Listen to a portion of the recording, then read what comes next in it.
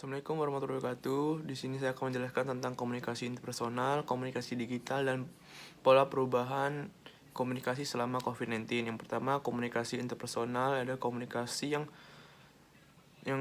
terjadi antara dua orang atau lebih, yang biasanya tidak diatur secara formal. Dan biasanya komunikasi interpersonal menggunakan elemen proses semua komunikasi, misalnya membahas tentang latar belakang, membahas tentang pengalaman masing-masing pribadi. Dan ada juga elemen-elemen komunikasi interpersonal. Yang pertama biasanya sumber dan penerima, yang kedua pesan, ketiga encoding dan decoding, keempat media, kelima gangguan, keenam umpan balik, ketujuh konteks, dan ke-8 etika. Dan ada juga prinsip-prinsip dalam komunikasi interpersonal. Yang pertama, komunikasi interpersonal merupakan proses transaksional. Yang kedua, komunikasi interpersonal memiliki tujuan. Ketiga, komunikasi interpersonal adalah ambigu. Keempat, komunikasi interpersonal dapat berbentuk simetris atau komplementer. Kelima, komunikasi interpersonal bersifat irreversible. Dan selanjutnya, komunikasi digital. Komunikasi digital atau juga bisa disebut dengan telekomunikasi adalah teknologi yang berhubungan dengan komunikasi jarak jauh. Teknologi inilah yang memungkinkan seseorang dapat mengirimkan informasi atau menerima informasi ke atau dari pihak lain yang letaknya berjauhan. Teknologi ini membuat jarak seperti tidak ada. Ratusan atau bahkan ribuan kilometer bukanlah menjadi hambatan untuk berkomunikasi secara online.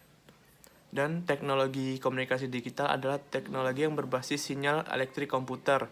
Sinyalnya bersifat terputus-putus dan menggunakan sistem bilangan biner.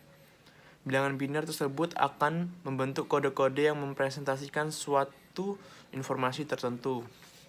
Dan selanjutnya pola perubahan komunikasi yang terjadi selama COVID-19 yang paling berdampak pada kehidupan kita sehari-hari. Pola komunikasi yang dimana sebelumnya kita yang berkomunikasi secara face to face atau interpersonal, begitu juga dengan kegiatan belajar mengajar atau bahkan pada kegiatan kantor, sekarang semua berubah menjadi komunikasi digital, yang dimana semua dikendalikan atau memberitahukan secara digital. Yang dulunya kita sering berbicara mengumpul dengan teman, sekarang semua tidak bisa dilakukan lagi karena adanya physical distancing.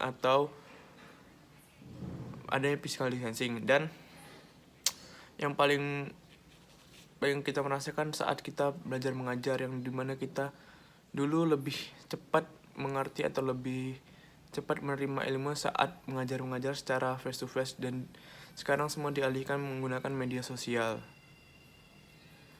Dan pola perubahan komunikasi ini ada dampak baik dan ada dampak buruknya. Dampak baiknya, kita bisa mengimbangi perkembangan zaman, yang dimana zaman sekarang menggunakan semua media digital. Dan dampak buruknya adalah kita tidak bisa berinteraksi secara langsung terhadap sesama, seperti kita mau menjelaskan pemberitahuan tidak bisa secara langsung atau secara face to face. Sekian informasi atau pengertian yang bisa saya jelaskan. Apa ada kurang dan salahnya, mohon maaf. Sekian, terima kasih.